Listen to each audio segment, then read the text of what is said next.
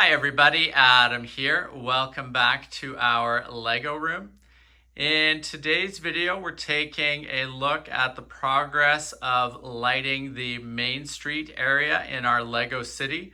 We've got quite a few interesting new additions to the lighting portion of the city layout. So looking forward to showing those to you, and we'll talk a little bit about our upcoming lighting plans and some of the building additions that are upcoming on our Lego City Main Street.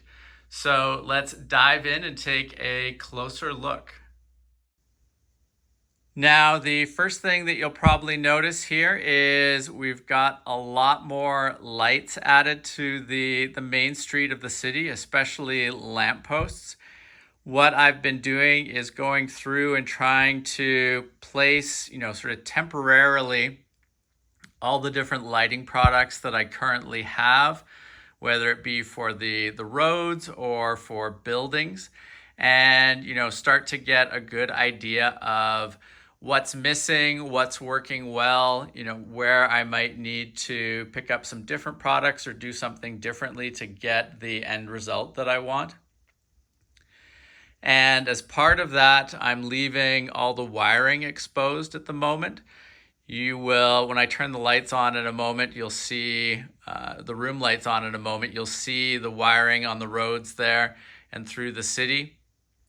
I want to make sure that before I kind of hide that all away under the various Mills road plates and other Mills modules in the city, I want to make sure that I can optimize that as much as possible so that it's easy to access and make modifications to going forward. So everything's out at the moment. It's a kind of a point of taking stock and seeing what we have, what we still need to order. And I have to say that I'm really impressed with how it's all coming together. I think that, the city is definitely taking shape, and I think that the lights are working the way that had envisioned them, which is great to see. One of the cool additions that you might have noticed to the Main Street lighting is the addition of some traffic lights. So let's take a closer look at those. So you'll notice at two different intersections in the Lego City, we have brick stuff traffic lights hooked up. Really impressed with these. It's awesome to see them go through the progression of, yellow light, red light, back to green light. I think it adds a lot to the look of the city. And, I like that idea of dynamic lighting. Really makes the city look alive. Was relatively easy to hook these lights up. Definitely going to have to do some work on cable management and figuring out exactly where in the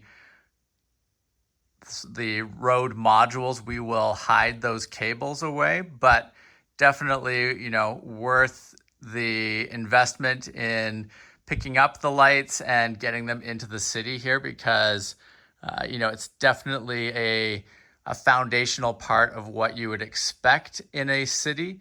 And, like I said, the fact that they are updating on a believable cadence really adds a lot to the look of the Main Street area here. And you can kind of see in the distance, we'll go look at the other traffic lights in a moment, but you can see them working down the way. So my hope is to add probably another couple sets of these traffic lights into the back street. So back there, the street that runs along in behind the Main Street, we'll get a couple more sets to run back there. And, then we will build up these Mills road modules to work with these traffic lights. But so far, super happy with them. And, I think they've added a lot of life to our lighting system here in the city. And you can see at the other end of the city, here's the other set of brick stuff traffic lights. This was a slightly older version of their traffic lights. There's a few more wires and various sort of expansion boards that I'm going to need to hide under various mills modules here at this end of the city. But, still relatively easy to hook up and definitely worth the investment. Really happy with how these look. And just the fact that you can look down the street there and you can see, multiple sets of traffic lights behaving the way they should, I think adds a lot to the city. Now, another thing to note, if you recall in our last lighting update video, the power ended at this Mills module right here and didn't carry on farther into the city.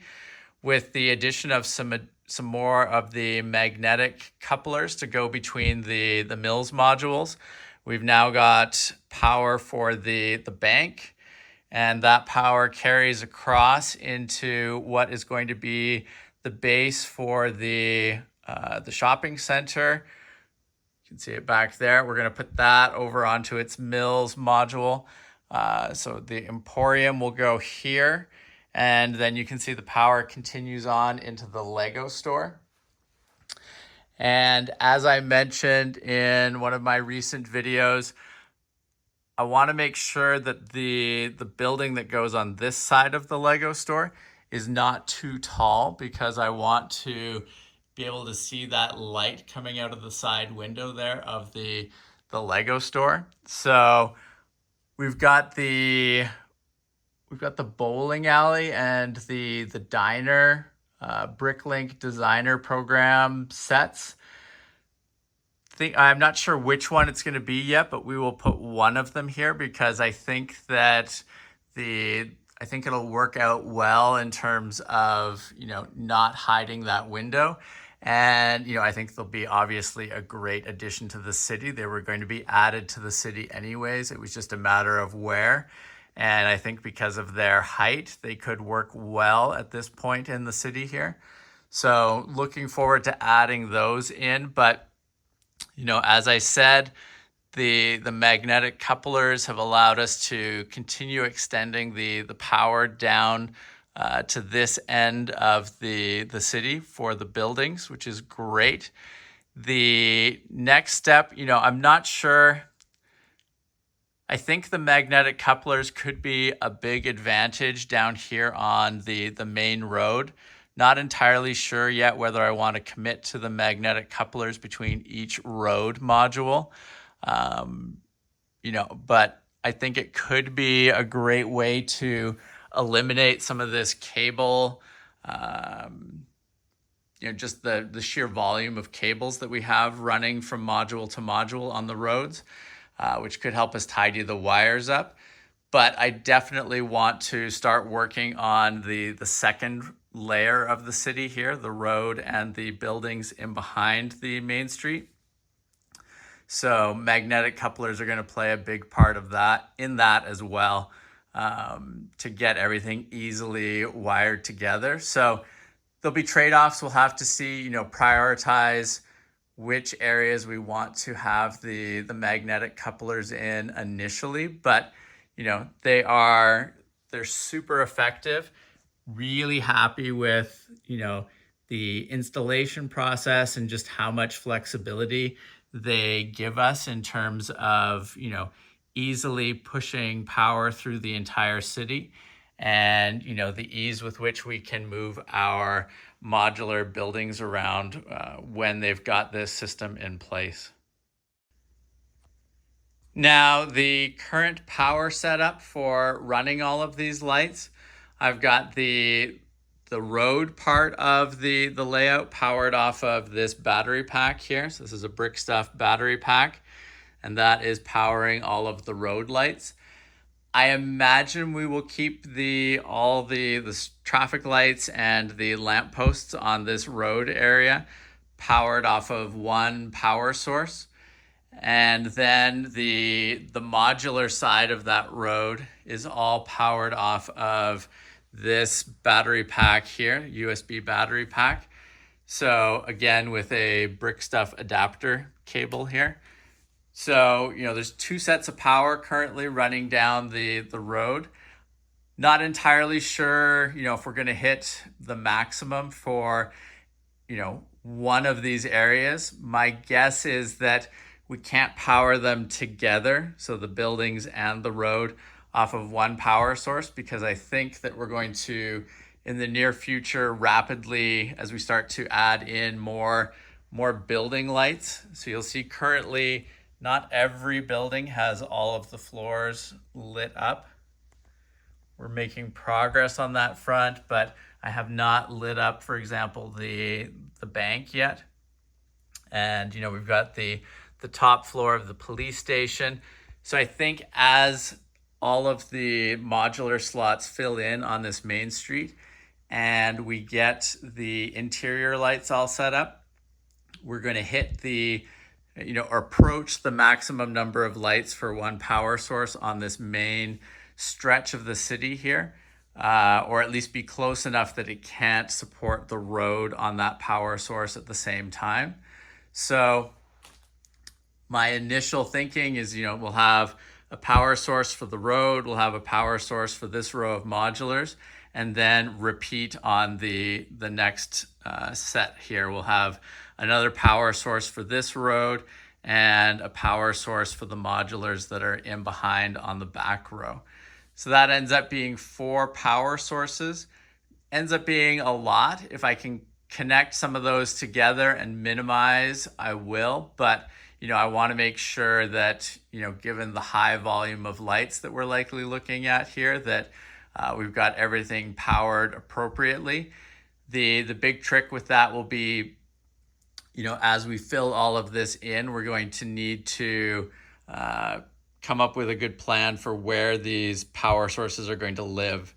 Currently I've got them sitting in the city, but ideally they're going to be mounted to the side of the table here somewhere and run into a more, hidden location so that you can't see it when you're normally looking at the city itself. So work to be done there, but it's kind of looking like we're heading towards 2 to 4 power sources depending on the volume of lights here. But given the number of lights that we're adding in, could very well be 4 power sources, which is fine. We just need to plan for that up front. And with some of the work I'm doing here on putting these magnetic couplers in and sort of trying to thoughtfully plan out the wiring underneath all of the modules, that should give us the flexibility we need to, collapse some of these areas together so that we can power more off of one power source, or, if need be, split things up and run it off of, more power sources, 4 power sources, or even more if need be. So that is nice, trying to do all that planning up front so that, it's easy to make those changes, and so that, if we have to open up one of these modules or a group of modules, it's as easy as possible to understand the wiring and to access what we need, and it's not just kind of a snarl of wires underneath that is, a pain to work with. So in terms of next steps, we've talked a little bit about what we want to do here already, but, big thing, we want to plot out the next set of things that we need from brick stuff to continue the lighting throughout the city. That means, optimizing the wiring under the Mills modules. It means making sure we've got everything we need to add lighting throughout all the different floors in each of the buildings. And, it also means getting started on this second road and second set of modulars. And as part of that, I'm going to try out a different set of lampposts for part of that back road there. I've got a number of these black lampposts, which I think should look interesting and provide a different sort of look to sort of one of the neighborhoods within our Lego city. So we'll be trying that out. I'm guessing it'll be on just like this section down here. So as we fill in that road and the houses there, we'll try to take advantage of these lampposts here, and then we'll keep the green ones out on the main part of the city. But so that'll be something that we're going to try out. And then, continuing to migrate the various buildings in our city that are not on Mills modules over to Mills modules. So, we've got the shopping center, the Grand Emporium that's going to be coming onto this Mills module here once the power portion is completely wrapped up and looking good. And we'll keep moving all of these modulars over. I just want to make sure that when I move things on to Mills modules, that everything is good from a power perspective underneath, to minimize the chances of having to reopen that Mills module base after the building is on top of it already. But happy with the progress here. I think it's amazing to see all of the lights down the main street. It's really coming together well.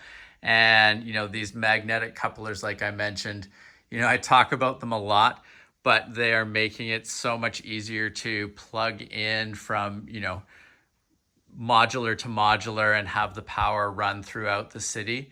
And allow us to shift buildings around as we're going here. It's been super useful, and I expect it's only going to increase in its usefulness as we are shuffling in more modulars to the city and playing around with the ordering and where things are going.